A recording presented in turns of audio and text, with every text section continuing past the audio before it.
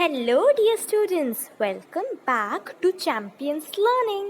Today, we are going to continue with the same chapter number 1 Sources of History of Maharashtra State Board Standard 7th. Students, you know that we had already completed 2 videos and we had uploaded it also. And if you have yet not seen those videos, then you can go and opt for them in the playlist of this channel. Students, not wasting our time, let us start with the today's topic. As we have completed till this, let's learn. And now we are going to start with the paragraph here. तो चलिए शुरू करते हैं. The coins made by different rulers using metals like gold, silver, copper are important sources of history. तो जो coins थे जो कि डिफरेंट रूलर्स ने बनाए थे वो अलग अलग मेटल्स से बने थे, जैसे कि गोल्ड, सिल्वर, कॉपर, ये सब. ठीक है, तो ये भी एक बहुत इंपॉर्टेंट सोर्स ऑफ हिस्ट्री हो जाते हैं. हम आगे पढ़ेंगे कि किस तरह coins they reveal history. From this coins we learn about the rulers. इससे हमको किस बारे में जानकारी मिलती है? रूलर्स जो भी शासन करते थे, शासक जो थे वहाँ के, वो रूलर्स, देयर पीरियड और उनका शासन का जो दौर था, कब से कब तक उन्होंने अपना राज किया, वो पीरियड, गवर्नेंस, उनका मतलब उनके राज्य कैसा था, वो किस तरह अपने कंट्री पे रूल करते थे, उनका रूल किस तरह था, हाउ वाज द सब्जेक्ट्स और the kingdom ruled by that king. Okay, and religious ideas, और कुछ रिलीजियस आइडियाज़ भी उससे पता चलते थे कि वो रूलर कौन से संप्रदाय को बिलोंग करता था, कौन से कास्ट, कौन से रिलीजन को बिलोंग करता था. तो इस तरह के जितने भी रिलीजियस आइडियाज़, रिलीजियस थ्योरीज और अलग अलग उसके बारे में उनकी जितनी भी एक पूरी चेन होती है, एक पूरी हिस्ट्री रहती है, उसके बारे में हमें उसका बैकग्राउंड भी पता चलता है. किससे? कॉइन्स से. और उसके सिवाय पर्सनल डिटेल्स भी मिलती हैं. उसके सिवाय क्या मिलती हैं? कुछ पर्सनल डिटेल्स भी मिलती हैं. कैसी पर्सनल डिटेल्स? कि कभी कभी अगर कोई राजा रहते हैं और अगर वो अपने कॉइन्स में, अपनी मोहर में अपने अपने किड्स के नाम लिखवा देते हैं, अपने स्लोगन्स लिखवा देते हैं, तो वो कुछ एक पर्सनल डिटेल हो जाती है. ठीक है, कि वो पूरे राज्य का तो नहीं है पर खुद राजा का है, तो वो एक पर्सनल डिटेल हो गए. Similarly, we also learn about the financial transactions and economic conditions prevailing at that time. उसी तरह हमें ये भी पता चलता है कि उस समय पैसों के लेन देन कैसे होता था. Financial means relating to money और economy also means money matter. जितना भी about amount, ठीक है, पैसों से रिलेटेड हैं दोनों टर्म्स, फाइनेंशियल भी और इकोनॉमिक भी. तो जो फाइनेंशियल ट्रांजैक्शंस होते हैं, ट्रांजैक्शंस मतलब पैसों का लेना और देना, लेन देन. ठीक है, पैसों का लेन देन किस तरह होता था? देखो, जितनी ज़्यादा अमाउंट में करेंसी रहेगी उतनी ज़्यादा वहाँ की या तो महंगाई रहती है या तो वहाँ की मतलब सामान या तो वहाँ पर सस्ता मिलता है तो फिर महंगा मिलता है.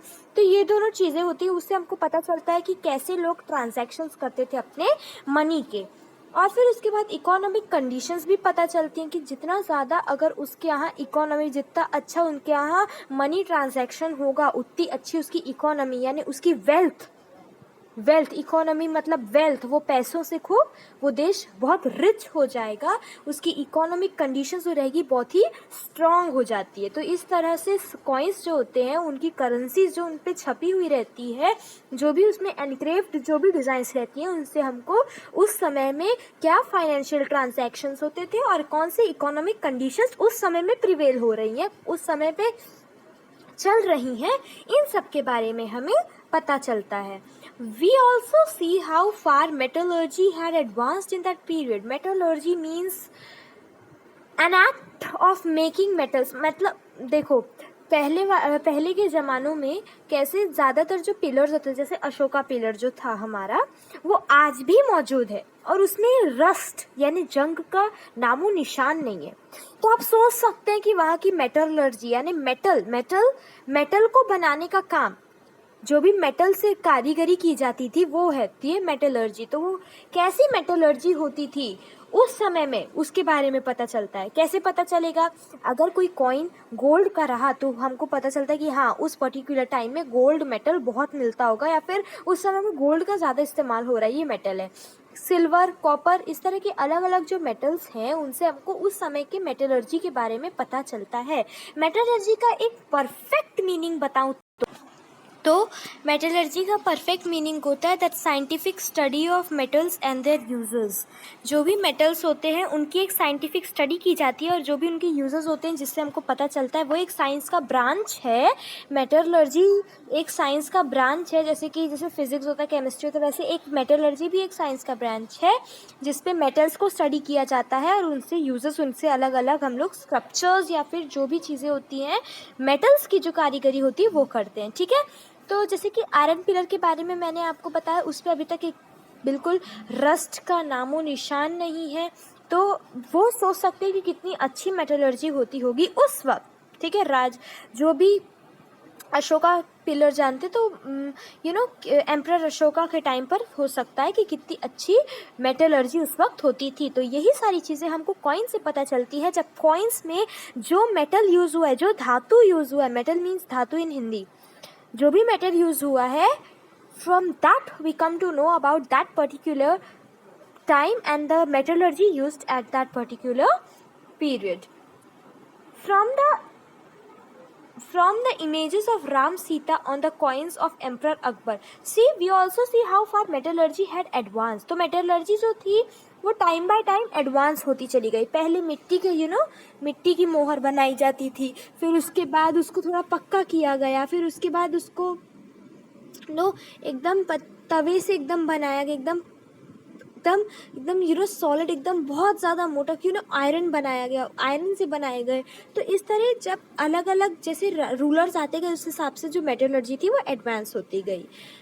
From the images of Ram Sita on the coins of Emperor Akbar or Shiv Parvati on the coins of Hyder Ali, we see the religious coordination of those days। तो जो इमेजेस थी राम सीता की, किसके कॉइन पर? Emperor Akbar के coins पर।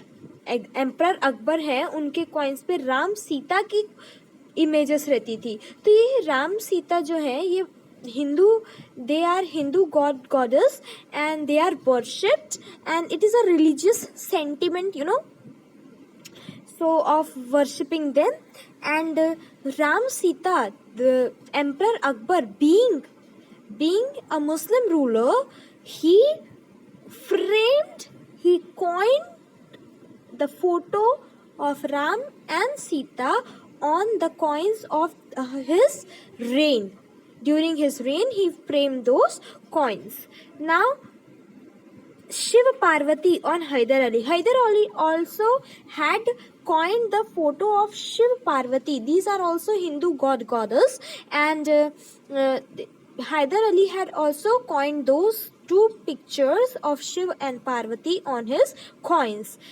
So, from the images of Ram Sita and on the coins of Emperor Akbar or Shiv Parvati on the coins of Hyder Ali, we see the religious coordination of those days। उस समय का जो भी religious coordination हुआ करता था, उस समय का जो भी आप सोच सकते हैं कि being a Muslim, being a Hindu, they supported each other's religion। तो ये क्या होता है? Hindu Muslim unity, we often से, and different religions they come in one place, they come together and hand in hand they work with all। okay, so this is the coordination means working together, एक साथ काम करना coordination कहलाता है। उन दिनों में कितना ज़्यादा अच्छा कोऑर्डिनेशन हुआ करता था religion based. The Peshwas used the Arabic or Persian language on their coins। और जो पेशवास थे, पेशवा है ना, पेशवा हम बोलते हैं, जैसे कि हम कई अलग अलग अगर मराठाओं में देखें तो मराठाओं में भी अलग अलग रहते हैं। तो उसी तरह एक कोई अगर हम देखें एक कोई फैमिली, तो फैमिली के अंदर कई ग्रुप्स आ जाते हैं। उसी तरह एक पेशवा भी एक ग्रुप था जो कि अरबिक, कौन सी लैंग्वेज? अरबिक और पर्शियन लैंग्वेज यूज करते थे अपनी कॉइन्स में। तो कौन सी लैंग्वेज यूज करते थे? बीइंग पेशवा होने के बावजूद भी, इंडियंस होने के बावजूद भी वो अरबिक और या फिर पर्शियन लैंग्वेज अपने कॉइन्स में यूज़ किया करते थे। This throws light on the use of language in that period. और इन उनके कॉइन्स से हमको क्या पता चलेगा कि उस समय में कौन सी लैंग्वेज का इस्तेमाल होता था।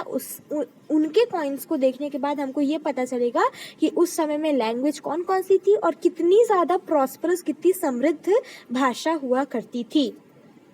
So we completed here till here, and let's move forward with the next paragraph. तो स्टूडेंट्स यहाँ पर आपको जो कॉइन्स दिख रहे हैं, वो जो फर्स्ट आपको ये दिख रहे हैं वो है पेशवा पीरियड के कॉइन्स, जिस पे मैं जान तो नहीं पा रही हूँ कौन सी पर्शियन लैंग्वेज है कौन सी अरबिक है, बट दो जो अलग अलग कॉइन्स हैं उनको आप में जो स्क्रिप्ट है वो अलग अलग दिख रही होगी। तो उनमें से एक है अरबिक और एक है पर्शियन, ठीक है। तो वो पेशवा पीरियड के कॉइन्स है। और फिर ये है हैदर अली के कॉइन्स। तो उस पर आपको जो यहाँ इमेज दिख रही है, इस पर शिव पार्वती की ड्राइंग बनी है, राइट। आपको दिख रहा होगा यहाँ पर त्रिशूल भी है इनके हाथ में, और ये शिव पार्वती के दो ड्राइंग्स यहाँ पर बनाकर दिए हैं एक कॉइन में, और दूसरे कॉइन में यहाँ पर एक सिंबल देकर रखा है।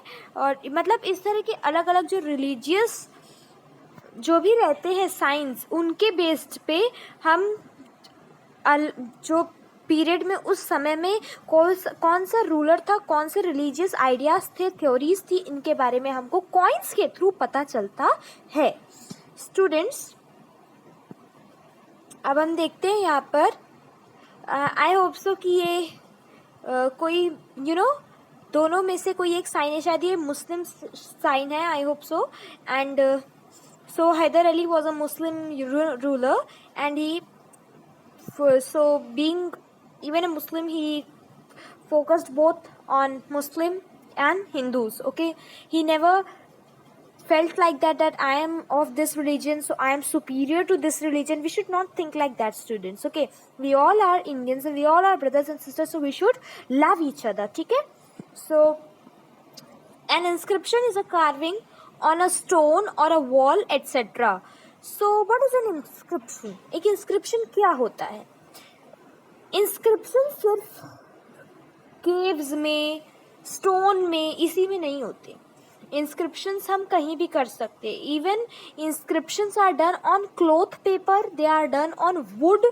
तो अलग अलग जगहों में भी inscription किए जा सकते हैं। walls में भी, घरों की walls में भी inscriptions होते हैं। तो इस इंस्क्रिप्शन का मतलब क्या होता है? मतलब कार्विंग यानी अपने हाथों से किसी चीज़ के ऊपर जब हम कोई चीज़ को गाद के उसको लिखते हैं, गोदाई करते हैं, हम उसको हिंदी में बोलते हैं गोदाई करना, तो वो कहलाता है कार्विंग। तो एक इंस्क्रिप्शन वही होता है जो कि दूसरे कोई नुकीले पत्थर से या कोई भी नुकीली चीज़ से गाड़ कर लिखा गया या फिर ड्राइंग बनाया हुआ कोई चीज़ हो। For example, the inscriptions found in the Brihadeeswara temples premises in Thanjavur. तो found in the Brihadeeswara temple premises in Thanjavur. Thanjavur में एक बृहदीश्वर टेम्पल है, उसके प्रीमाइसेस यानी उसके प्रांगण में, उसके एरिया में, उसकी जो भी जगह होगी वहाँ पर कुछ इंस्क्रिप्शंस पाए गए हैं स्टोन्स में, ठीक है। Many inscriptions of the periods of Chalukya, Rashtrakuta, Chola and Yadav Kings have been found। तो फिर इस तरह के जो मतलब किंग्स हैं, जैसे चोला, यादव, राष्ट्रकूटा एंड चालुक्य, ये सब जो किंग्स हैं, इनके रेन में, इनके शासन के दौरान कई इस तरह के, जिस तरह के बृहदीश्वर टेम्पल में इंस्क्रिप्शन पाए गए थे। और बृहदीश्वर टेम्पल का है, याद रखना, Brihadeeswara temple is in Thanjavur, and Thanjavur में बृहदीश्वर टेम्पल के प्रीमाइसेस में कुछ स्टोन इंस्क्रिप्शंस पाए गए हैं। ऐसे ही इंस्क्रिप्शंस चालुक्य, राष्ट्रकूटा, चोला और यादव किंग्स के रेन में भी पाए गए हैं। An inscription is considered to be very important and reliable source of history. जो भी इंस्क्रिप्शंस होते हैं वो एक बहुत ही इम्पॉर्टेंट होते हैं और एक रिलायबल सोर्स ऑफ हिस्ट्री होती है। रिलायबल यानी जिस पे हम विश्वास कर सकते हैं, ट्रस्ट वर्दी। रिलायबल यानी ट्रस्ट वर्दी, विश्वास करने लायक, ठीक है। क्योंकि इंस्क्रिप्शंस क्या रहते हैं, वो रिटन फॉर्म में रहते हैं, और रिटन फॉर्म में मतलब हमको पता चलता है कि उस समय की लैंग्वेज कौन सी थी, राइटिंग स्टाइल कौन सा था, स्क्रिप्ट कौन सी उस पर यूज़ होती थी। और जो भी इंस्क्रिप्शंस रहते थे उनसे हमको ये भी पता चलता था कि उस समय की लैंग्वेज कितनी प्रॉस्परस थी। तो ये सभी एक इम्पॉर्टेंट सोर्स ऑफ हिस्ट्री, इससे हमको हिस्ट्री जानने के लिए मिलती है, कौन से राजा के दौरान, कौन से राजा के शासन के दौरान वो सारे इंस्क्रिप्शंस बने, ये भी हमको जानने के लिए मिलता है। तो कई कई फैक्टर्स है जो कि हमको जानने के लिए मिलते हैं, ठीक है।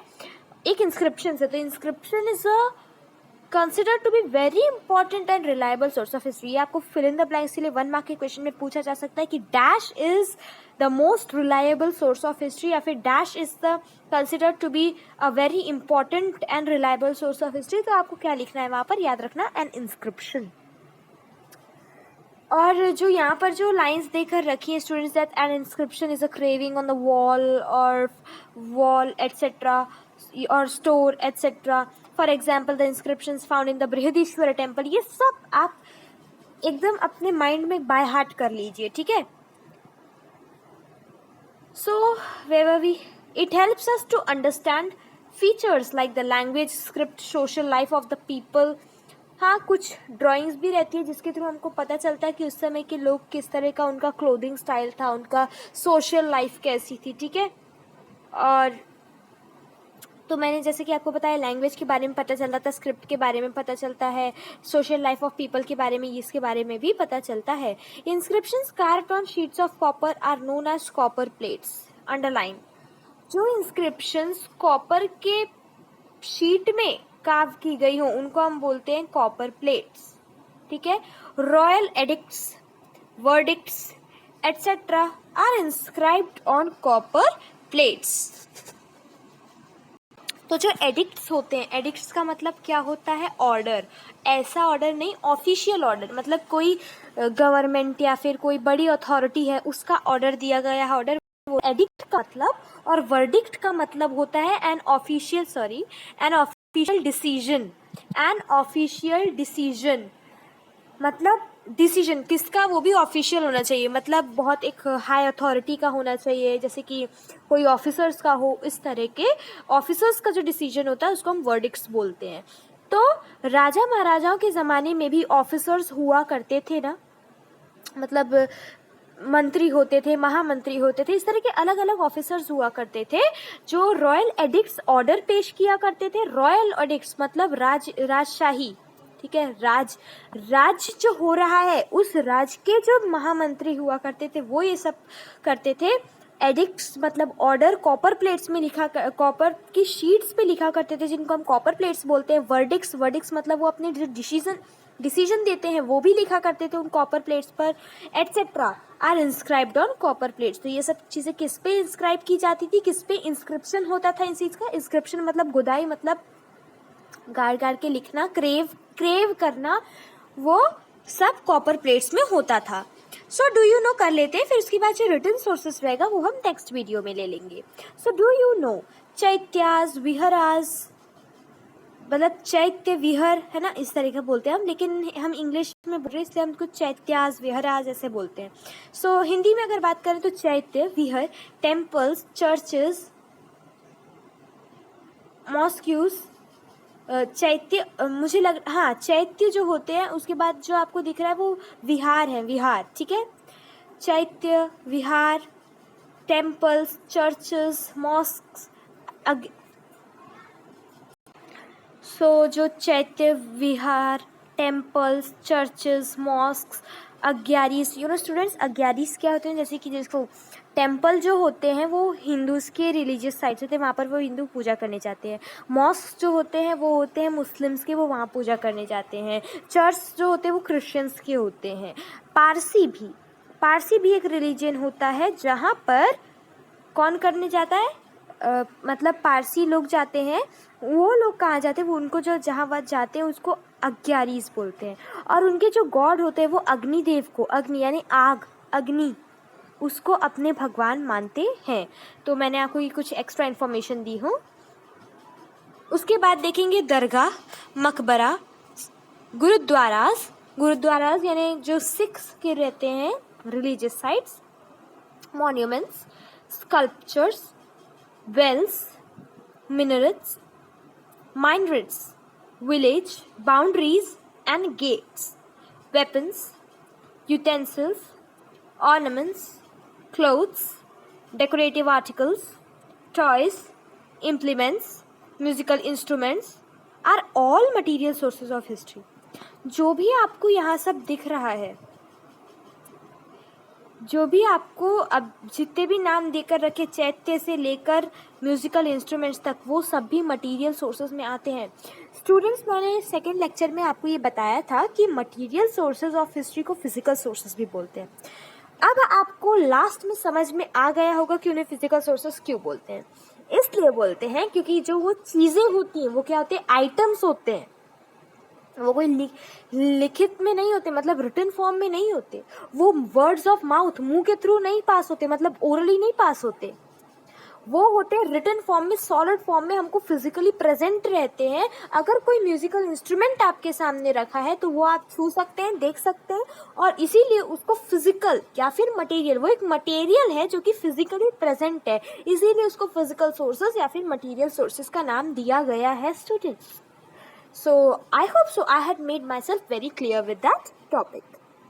So आप शायद मिनारेट्स का मतलब नहीं समझ पा रहे होंगे. मिनारेट्स नहीं है वो स्टूडेंट्स, वो मीनार है. मीनार मतलब जैसे कि चार मीनार बोलते हैं, जो कि एक बहुत लंबा सा टावर होता है, उसको हम मीनार बोलते हैं. ठीक है, उस पर ऊपर में जो रहता है बहुत वेकेंट स्पेस रहती है, एक रूम जैसा उस पर बना रहता है टॉप फ्लोर में. ठीक है, और एक लंबा सा टावर जैसा रहता है. ठीक है, किसी किसी में रूम्स रहते हैं, बाकी किसी किसी में नहीं रहते हैं. जैसे कि हम मॉस्क देखते हैं ना, मस्जिद है ना, तो उनके जो लंबी लंबी टावर्स होते हैं उसको भी हम मीनार बोल सकते हैं. ठीक है, तो ये होते हैं मीनार्स. तो फिर आपको सारा इसमें जो भी डिफ़िकल्ट था वो मैंने क्लियर कर दी हूँ, और मुझे नहीं लगता कि अब आपको इसमें और कुछ भी से डिफ़िकल्टी होगी. But if still if you are having, then you frankly you just speak it out. Sorry, you just type it out. Okay, so in the comment section you can leave a comment for me and I will definitely help you students with your doubts. So it's time to close the class, and before closing it I would like to tell you, in fact I would like to request you that to subscribe the video, because your likes, your subscribes, and the more the subscribers I feel more stronger, because I think that my family has increased by so much strength, right? So this makes me feel better. And you know what, when you give a like, just give a comment also with that, because if you have liked the video, what had made you feel so good about this video, that I want to know. So the number of likes, the number of comments should be there, okay, so that I know what type of feelings or views you are having about my channel. Okay, so bye bye students, take care for the rest, and let's stop the video. We will meet soon with the next video.